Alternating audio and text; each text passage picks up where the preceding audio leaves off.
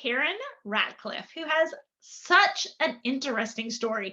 She was actually kicked out of her house at 17 and was homeless and from a toxic family who she tried to set boundaries with.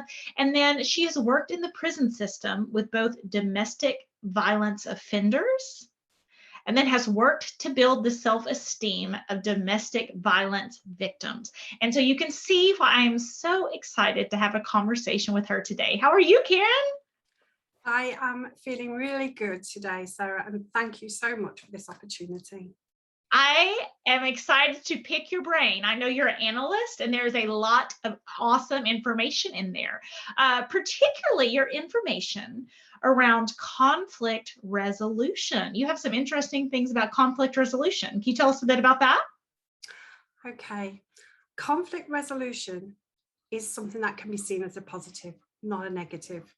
And there are ways to do that, really. So I loved in your own past, you've had conflict that you could address and then conflict that you couldn't. Obviously, when you tried to resolve conflict in your family, they weren't ready to hear this, so it didn't go well, right? Yes. My family were not ready to deal with the issues that they had in their life. And my parents were just unable to give the love and the care that children need. And this led really to a bit of conflict between us. I think getting kicked out on the street definitely qualifies as a bit of conflict, Karen. Well, it built up. Basically, I tried my best. I was only a youngster. When all this started to get really bad, I would have been about 12.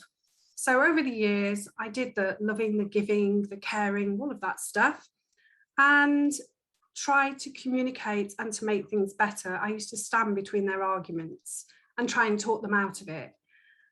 And nothing happened. So my final straw was, as my mum had taken to drinking, was the only thing I could think of doing to make people wake up was to pour alcohol down the sink. I just got rid of it. And that's when you ended up on the streets, right? Yes, she wasn't happy. Really not happy. I would say she wasn't happy, especially because you pointed out that there was a problem and it wasn't a problem she was ready to solve. Is that fair? It is. She needed a lot more help. I tried to get her that help by contacting social services indirectly with my manager at the time. My mum made sure that there was tea and cakes and all the rest of it when the lady arrived, and I was told that I was a liar, so nobody believed me. And I've heard that story so many times. So your mother didn't have what I call ears willing to hear. She didn't have ears willing to hear about how she had hurt you, the dysfunction of your house. But you do have some strategies to help when people do have ears to hear, which I love. Do you ask the questions, what do I need to do to make you hear me? And why is that question important? Because when you've experienced a situation, for example, toxicity, it's something you know a lot about, you feel unheard, you feel hidden, nobody sees you, nobody hears you, you are alone. And that is a difficult place to be on many levels. Oh, yeah, for sure. Especially if we've had toxic relationships in the past, right? So we already kind of have the shield of armor up that no one hears me. Is that how you felt? Well, I'll tell you something. My husband, the one that I've been with for a lot of years, because I worked through all this stuff, said to me, you wore an armor. I wore armor when I met him. And it was like, I didn't want it to be dented. And so he recognized that. And that's one of the reasons why we're together, to be honest. He got me. I love what you said. I didn't want to be dented. I love that. That is beautiful. Yeah. It's sad too, but also beautiful. It was, but you know, when you've been ejected from your family, you've got two ways to go, haven't you? You can either go, I choose to be this and I'm going to fight to have a life, or you go, I choose to let this affect me in a great way, and that means that my life will become less. And I chose the former, even though I had to sleep on people's couches for a while until I managed to get a room of my own in a shared accommodation. And I'm not saying that this was easy, because it wasn't. There were lots of negativity, lots of crying, lots of self-loathing. You go through that. You ask yourself questions like, where was I to blame? And you do take on blame that wasn't yours to own. But it's a process and you have to work through it. And that's part of why I designed this program, because one of the things I'm very aware of is that our self-awareness, our ability to know ourselves, is so important. And if we want to be loved for who we are, but we don't do the work of learning who we are, there's a real disconnect to that, correct? Yes. It doesn't just happen. I mean, I was 17 and I think I was probably 21. That was when we got married, before I actually knew that I loved myself and I was honorable to myself. And my partner did help, my husband did help me with my partner at the time. But there were years in between where I had ups and I had downs, and they were horrible downs. And you push people away because you've been taught when you were younger not to tell anybody the secrets, not to get too close to people. I'd never had close friends or anything. Nobody came around our house. They weren't welcome. And so that transfers afterwards because you do it to yourself. Oh, no, such an important thing. And then you asked, I love this question too. How can we meet on the same level? And I call that playing by the same set of rules. So how can we meet on the same level? Why is that so important in a healthy partnership? Because you need to be on the same level to be able to give and take, because that's what a relationship's about. It's about when one person is in need, the other comes to the aid, and then it's reciprocal. But it's also intellectual too. It isn't just about the practical stuff, it's about the intellectual stuff, because you have to understand your thoughts and your feelings and manage them. And you have to get to know the behaviors that irk you. You know, everybody's with a partner that's got some behaviors that, you know, bother them, but it's how much bother them. And you have choice. You have choice about everything.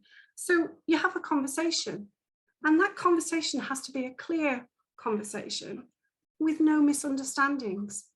And often what we do when we're in couples is we think things through in this head of ours, and we tell ourselves a few stories, and before you know it, the thing that we want to say doesn't come out like we think it's coming out. It comes out as something completely different. And then our partner reacts to that something different, and we wonder, what the heck just happened? And again, we tell ourselves stories, and that can often be a trickle-down effect towards negativity. And it's hard after a toxic relationship, toxic childhood, toxic romantic relationship, to ask for what you need. To get clear, that self-awareness of getting clear about what you need, and then being clear about asking. And in healthy relationships, people ask. It's not just guessing in your head. You guess in your head what I want. I guess in my head what I want. We hope it all lands, right? That's a communication disaster. But when you've experienced toxicity, as I've said before, you don't trust yourself, let alone anybody else. That's a big issue, because trust isn't necessary. You don't believe yourself, like you don't believe other people. So you're coming from a point when you escape from toxicity where you actually don't really know yourself at all. You know this person that was projected. The people told you who you were. You internalized it, and then you became it. And you felt like you didn't have a choice. But when you've left and you've had some distance and some time out, there are little things that start to show. They're almost like little shoots growing up from the ground, you know? And you start to recognize them as beautiful little flowers, because you think to yourself, oh, that's nice. I've never experienced that before. I quite like that. And then you say to yourself, well, actually, I thought I was that person, but I'm not anymore because I like this.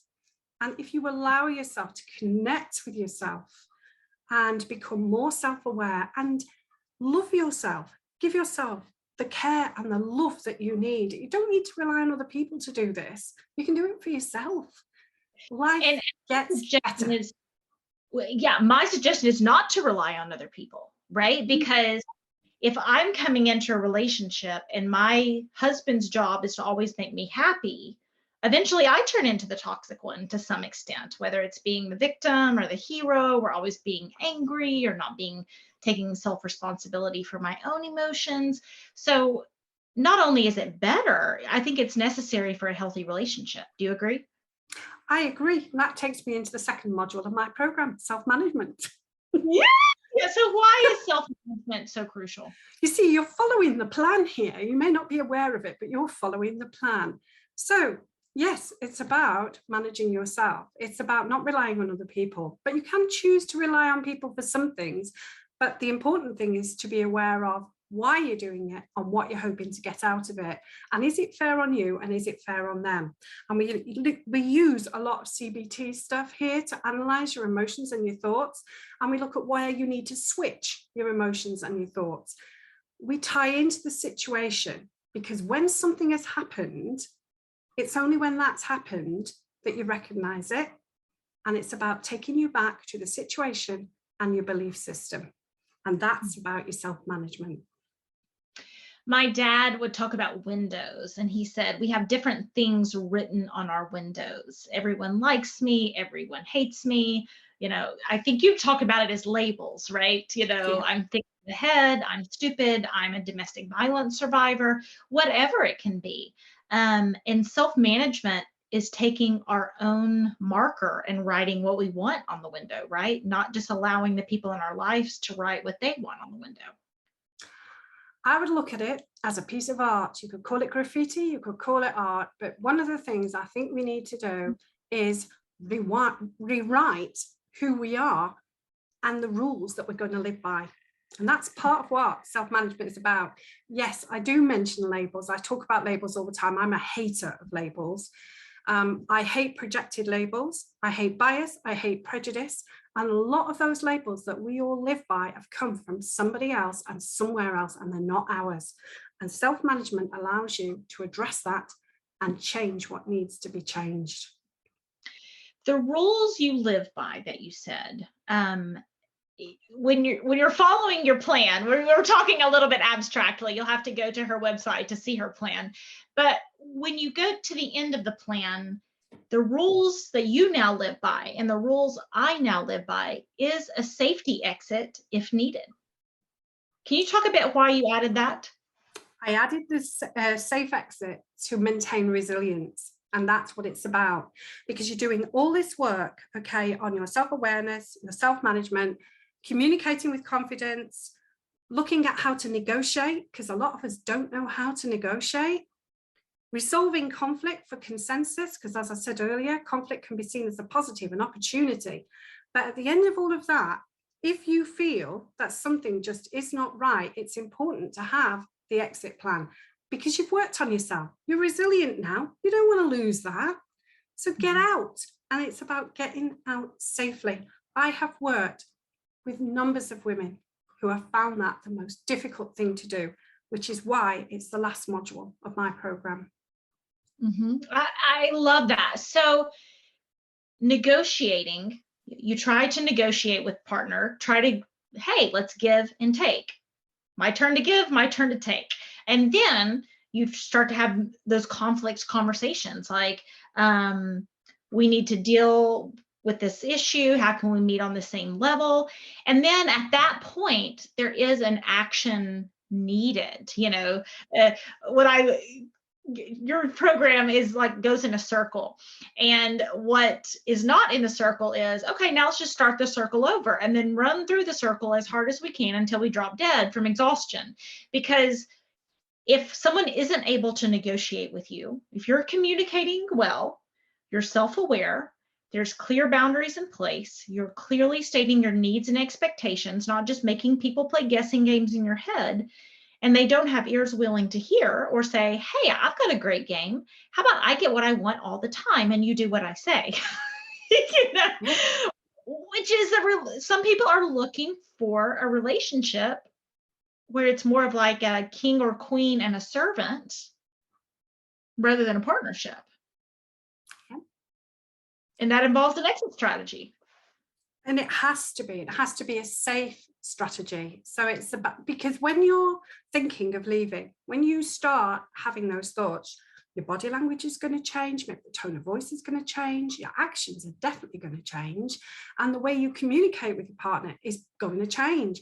And it's not going to take much for them to understand something's not right. And if somebody is a controlling person, they want that control back, and they will do what they think they have to do to get that control back.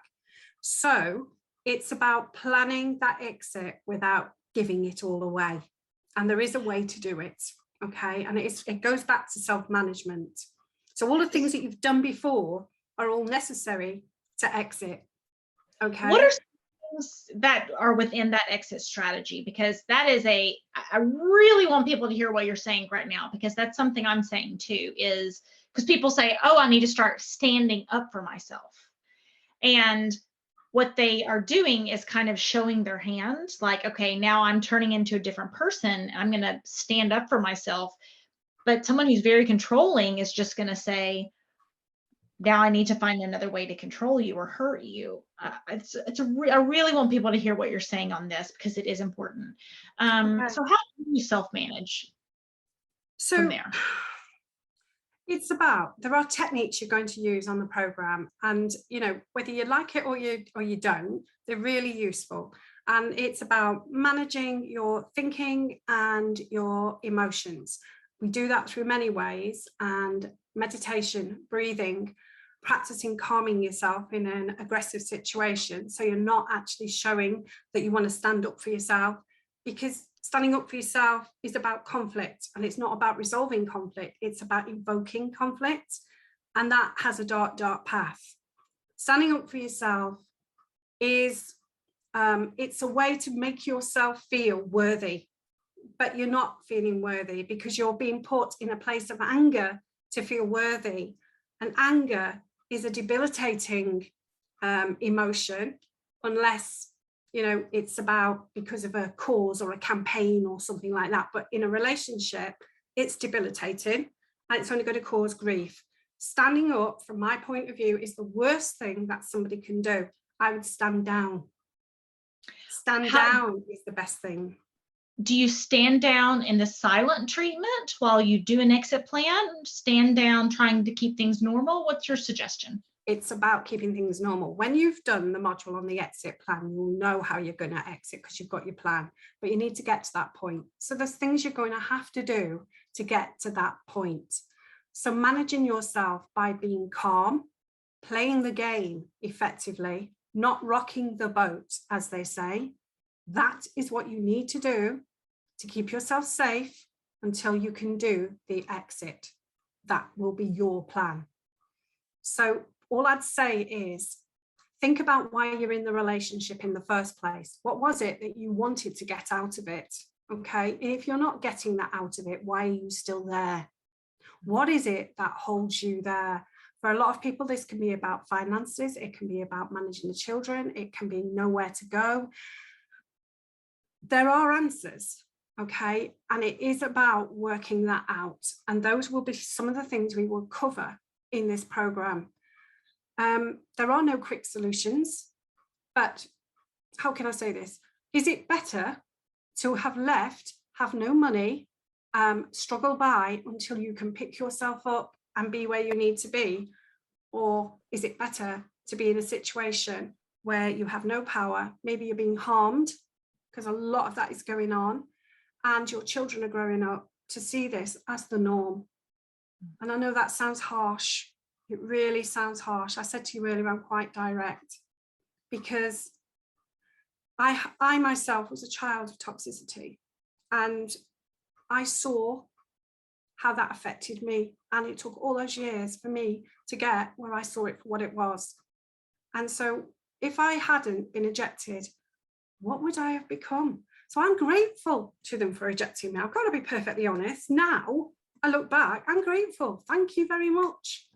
It allowed me to be the person that I want to be rather than the person you wanted me to be. Well, Karen, there's a phrase that says hurt people hurt people. And sometimes I want to switch that around because sometimes hurt people help people. And that is certainly what you are doing. And so I want to commend you for that. Please tell people tell them about your website and where they can find more out about you. Okay. kjratcliffeconsultancy.com. Okay. It's there. The front page will give you information about the program and about my coaching packages. I'm on Facebook. Just look for Karen Ratcliffe, KJ Ratcliffe Consultancy. And I'm on Instagram, Karen.RatcliffeCoach. I'm also on LinkedIn. If there are any professionals out there who would like to connect, you can find me. Just put Karen Ratcliffe in. And I want to thank everybody for listening today. And I really hope that you all stay safe and you can work towards a better relationship. Awesome. Karen, thank you for helping us on our journey to becoming toxic person proof. Thank you, Sarah.